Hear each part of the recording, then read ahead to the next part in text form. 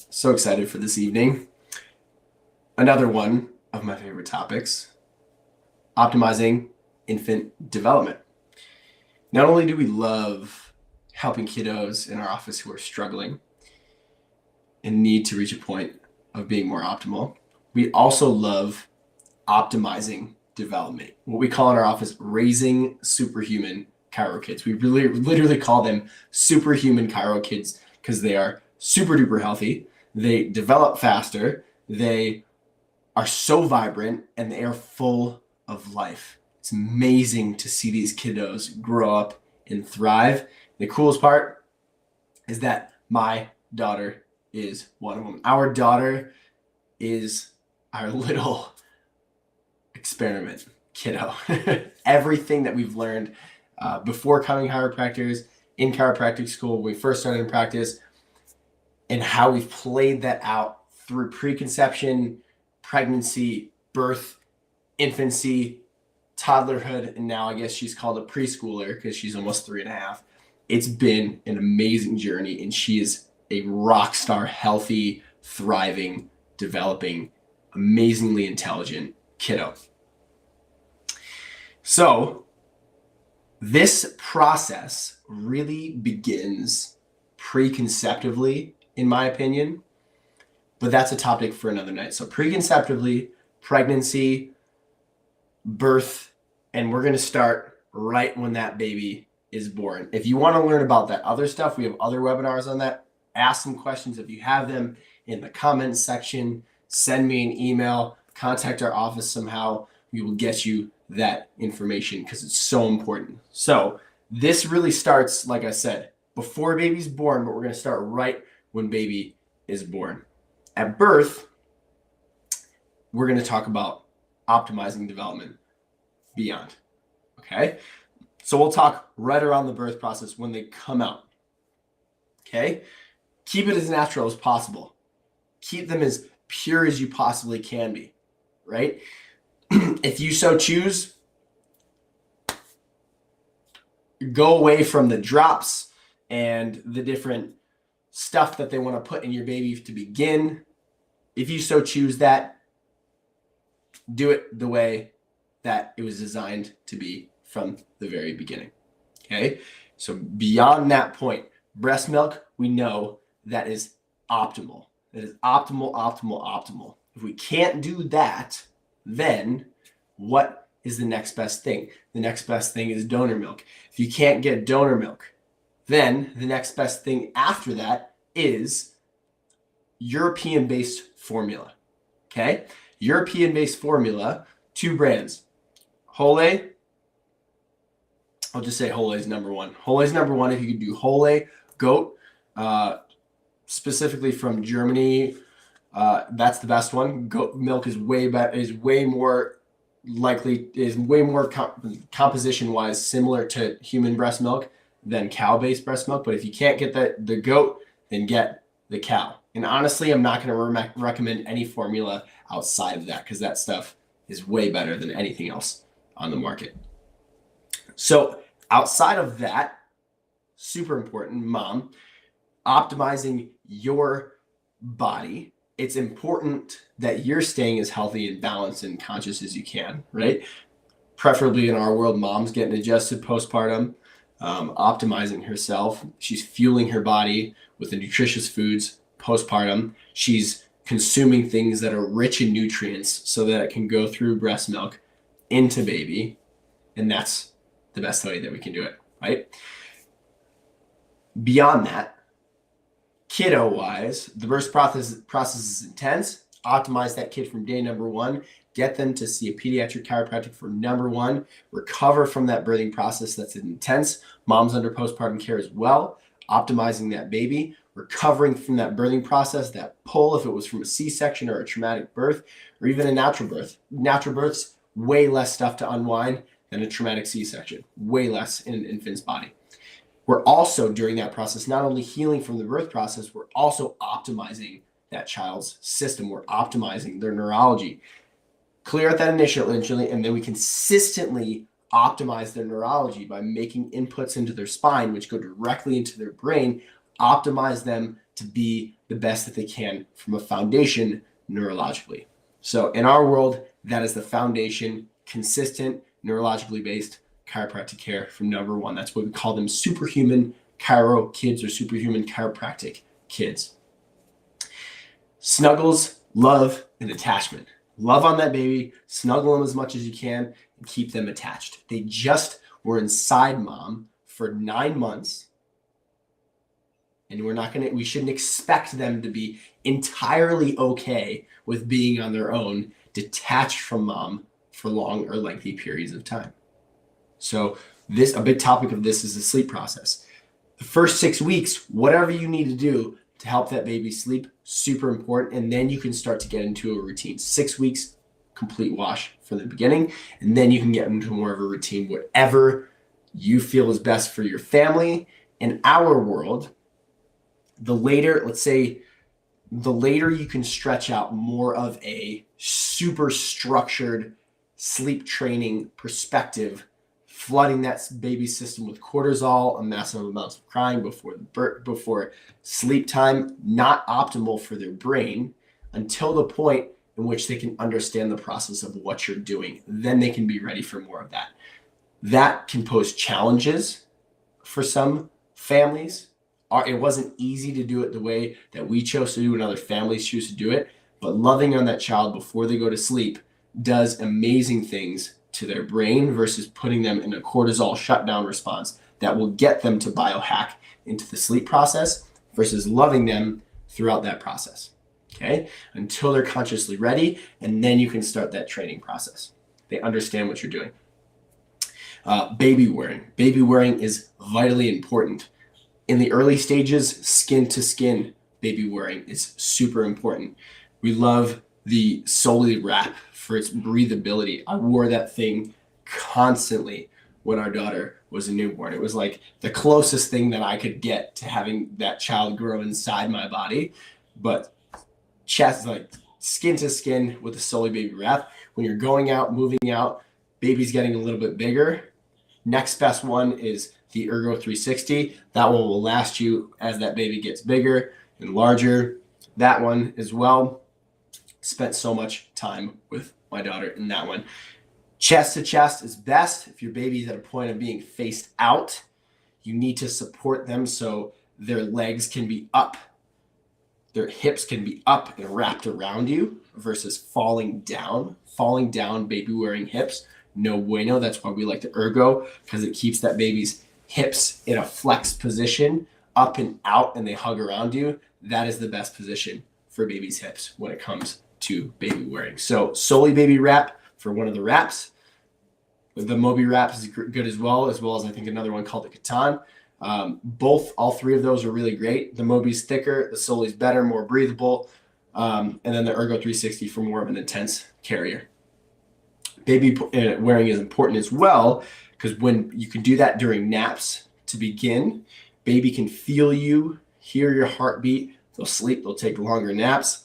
And what also happens is they're in a stomach sleeping position. Stomach sleeping position, contrary to the back to sleep program, all I can say, can't advise you what to do from a sleeping perspective. All I can say that stomach sleeping is the natural sleeping position for the human being. Because what happens, we'll go a little bit farther down into infant development.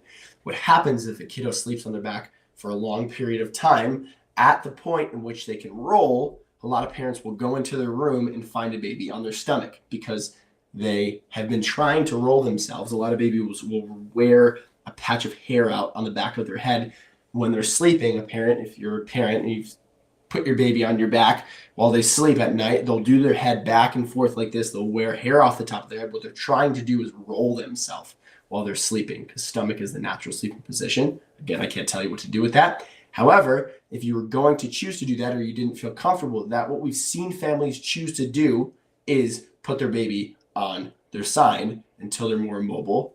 If you choose to do that, what we've also seen families do is make sure that you have the area cleared out from a sleeping perspective.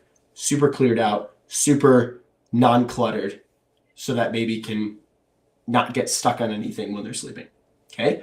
So back to baby wearing, when they're on your chest, they're already stomach sleeping and they have their head turned to their side. Head turned to their side starts to activate their brain, starts to activate their neurology, forms their cervical spine, okay? So parts of our cervical spine, my computer just went black. That was really weird. I'm sorry. Their cervical spine turns to the side. That forms it so it develops the curve in their neck. There's joints in their spine that start out like this.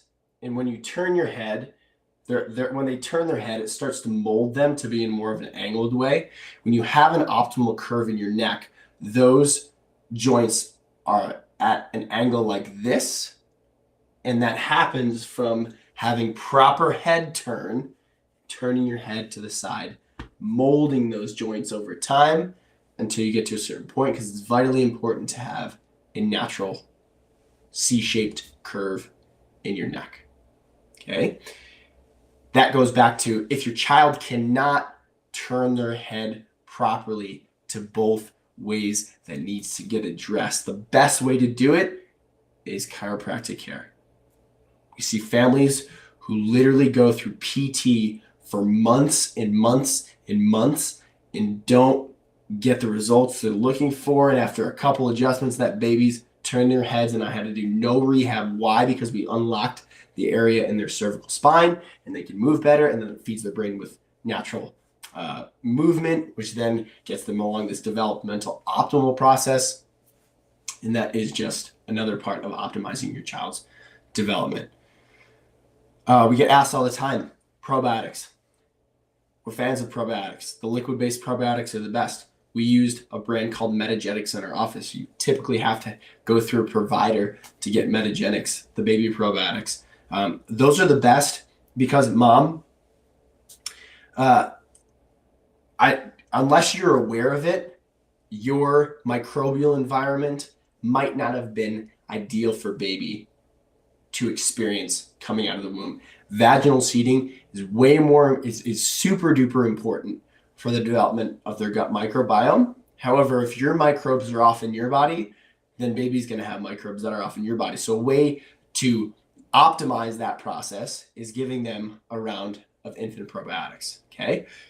You can start that early on. I would recommend starting that right around when baby's born. Okay. Mom, take a good probiotic as well. So baby's getting double it from their probiotics as well as from you. Super important. This is a controversial topic, this next one. Okay. I'm just going to tell you that clinically, I notice, and this isn't telling you to do this or not do this. Okay, I can advise that. So don't take this as my advice for saying one or the other. I just notice, and we collectively notice amongst our community and our docs in our office, we've had these conversations many times, is that there is a difference between a child who is on a full schedule versus a child who is on a delayed schedule or one who's not on the schedule at all. Okay, speaking a little bit cryptically, because Facebook's going to mark me on this if I speak non-cryptically, but full schedule, and then I'll clump delayed schedule and none at all, no schedule at all. The full schedule kiddos, and if you don't know what I'm talking about, talk to somebody about it. Full schedule kiddos, delayed versus no schedule at all. Full schedule kiddos develop slower, make less eye contact, typically have more random things going on in their body with their immune system, weird things going on in their body that are very rare and interesting, because the full schedule is intense, right? It's intense, and it's a lot for a developing human being. More of a delay schedule than no schedule at all. Those kiddos develop more on time or in more an optimal manner, and they have less neurological, they make better eye contact, they're more social, and they move better. The full schedule kiddos, a lot of them work in a very robotic movement way versus the delayed or no schedule at all. They have very fluid movements. So from a neurological perspective, there's a difference in development. okay, between the two. Like I said, I'm not telling you what to do. I'm just noting what I'm seeing clinically, okay? We'll end that conversation there. Also, from a chemical perspective, there is no research for giving antipyretics, which is a lowering fever pharmaceuticals, outside the age of 3 months.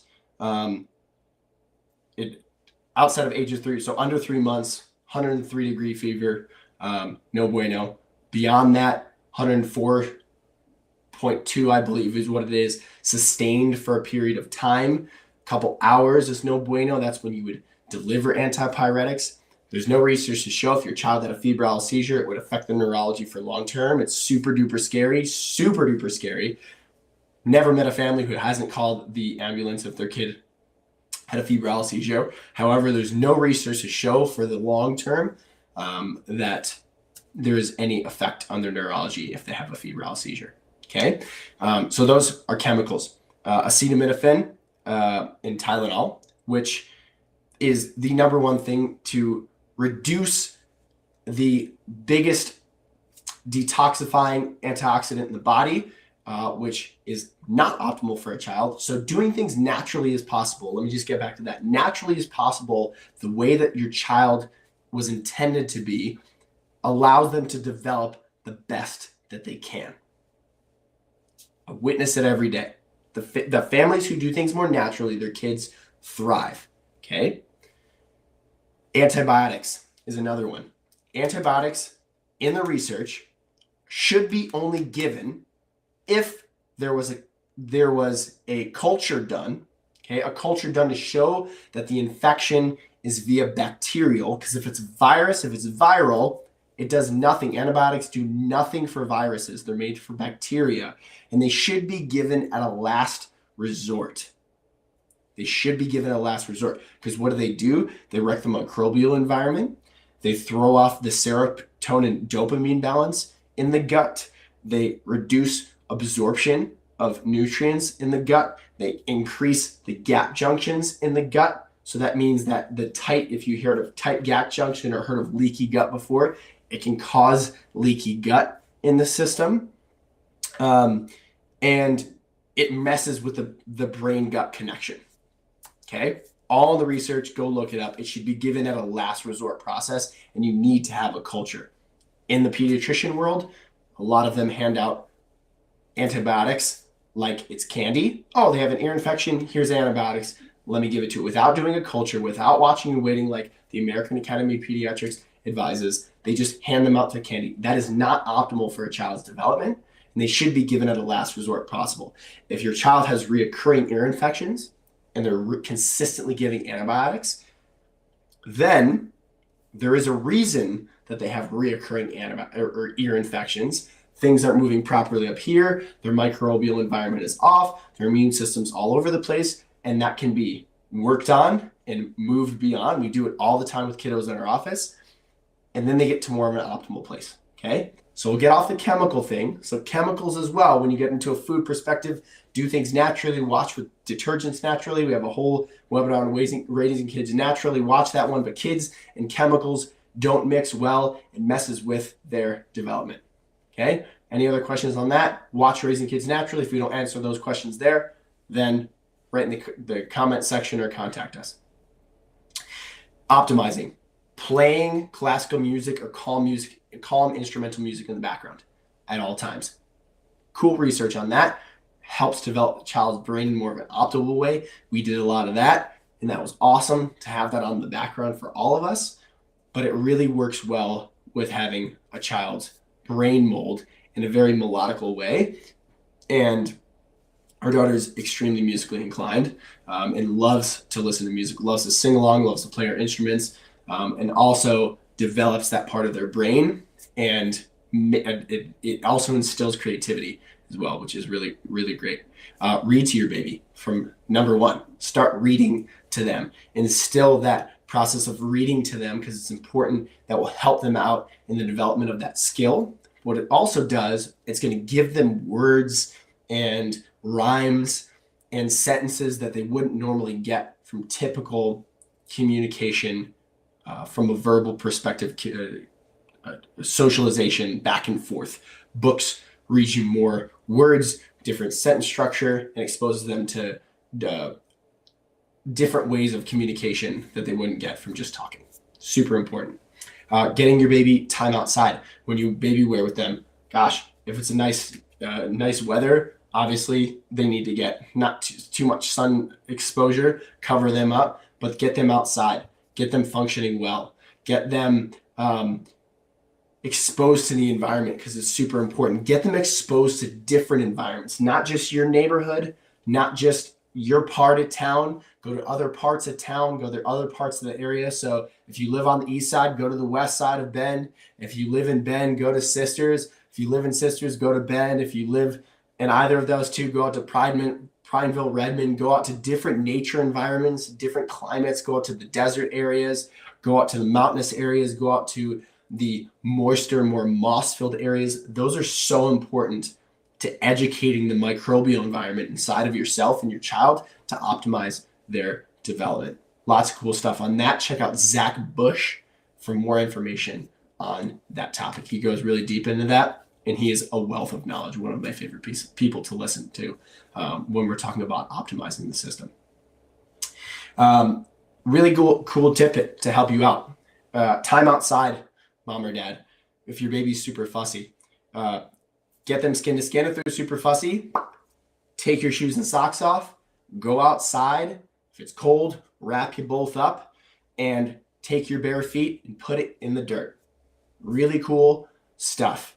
Really, really cool research to show of what it looks like when you earth with yourself and your child and you connect both of you. It does wonders for a child. If you can't get your child to stop crying from that perspective, that would be even the fussiest colicky babies will calm down when you do that. So implement that, and it will be a game changer if your child is inconsolable or extra fussy at times. Don't put them in things or in situations that they can't naturally do. Okay, so from a more different way of saying that, only put them in situations or doing things that they can naturally do themselves. Okay, so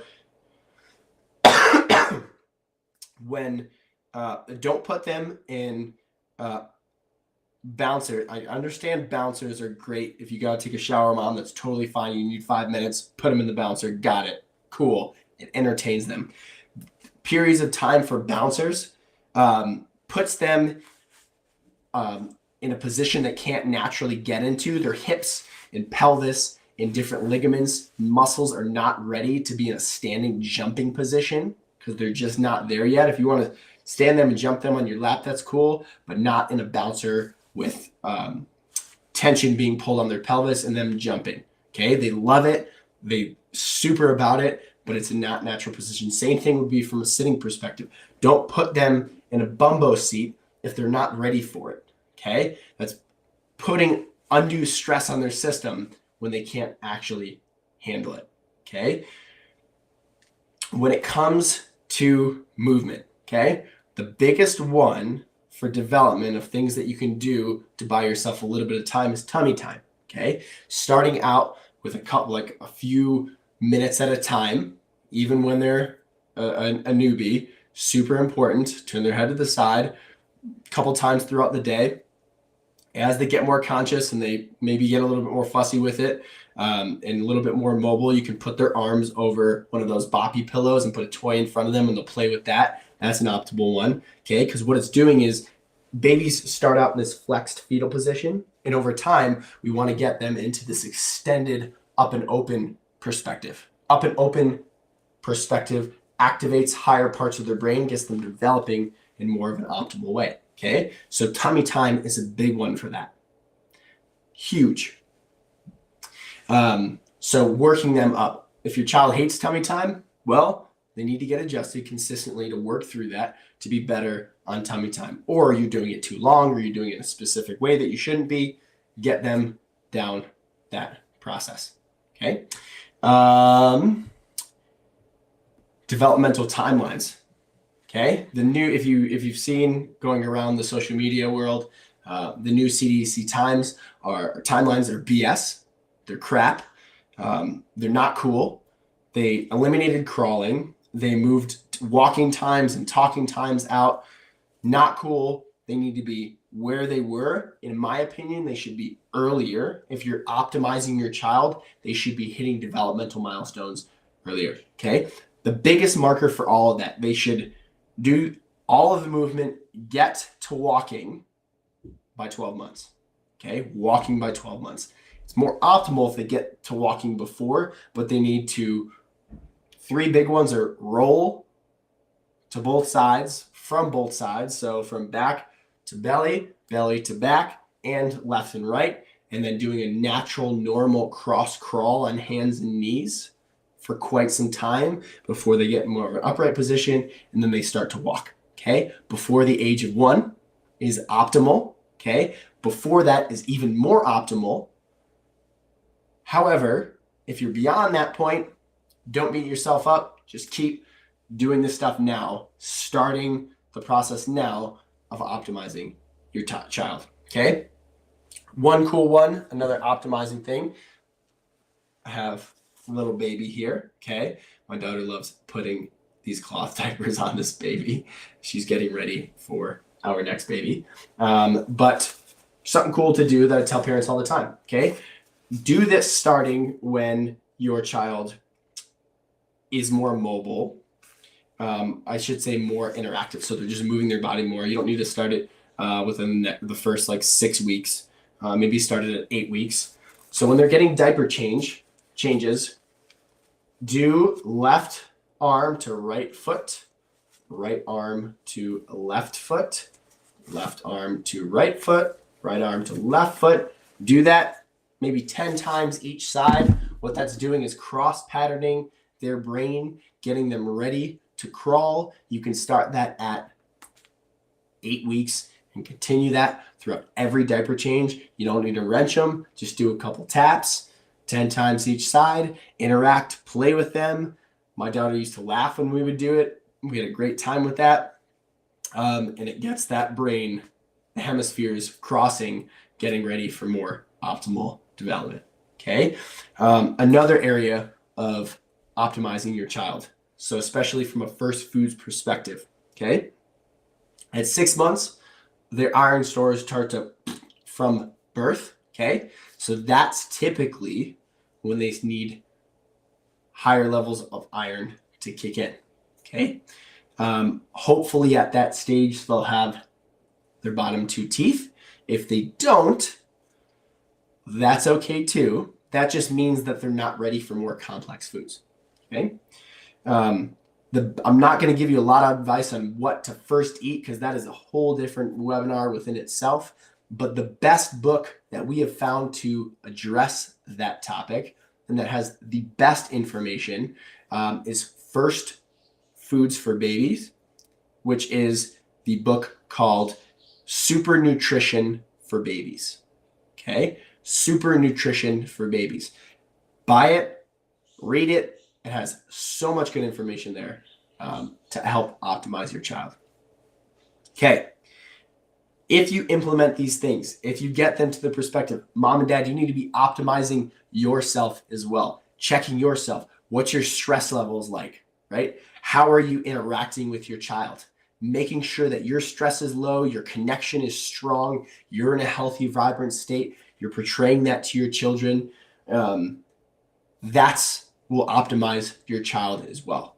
Make sure the stress is low in the home, connection is strong, loving relationships. They're getting exposed to people that are the same, loving, connected, calm people versus stressed out, uncomfortable people. Don't expose them to those people. And if they are, it's okay to drop those people out of your life and move on. And if you're doing all these things, your child's going to be optimal. I could comment on so many more things, but these are the heavy hitters when it comes to optimizing your infant's development. Okay. Then you get to a certain point when your child has always been will always be healthy. And our daughter is always, we had one rough patch of me giving her too much sauerkraut and messing up her yeast balance. So I thought I was doing too much of a good thing, but I messed up her microbial environment. We had to correct that, and then we made a course correction with that, and we got back on track. But outside of that one, our daughter has been optimal the whole time. She was amazing. She rolled at 2.5 months. She crawled at 5.5 months. She walked at 10 months. And now she's almost 3.5 and has these like amazing full-on communication, creation, so musically inclined and developmentally inclined. She's awesome. And it's not the fact that my daughter's special, even though I think she's one of the most special human beings in the world. But from a development human being perspective, she's not special. We just did things the right way, the same way that you can do them. You're privy to the same information that I was privy to. You just have to act upon it and eliminate the crap. Okay? Any questions? Lay it down in the chat section. Send us a direct message. We'd be happy to answer them. If not, thank you so much for tuning in, and I will see you next time.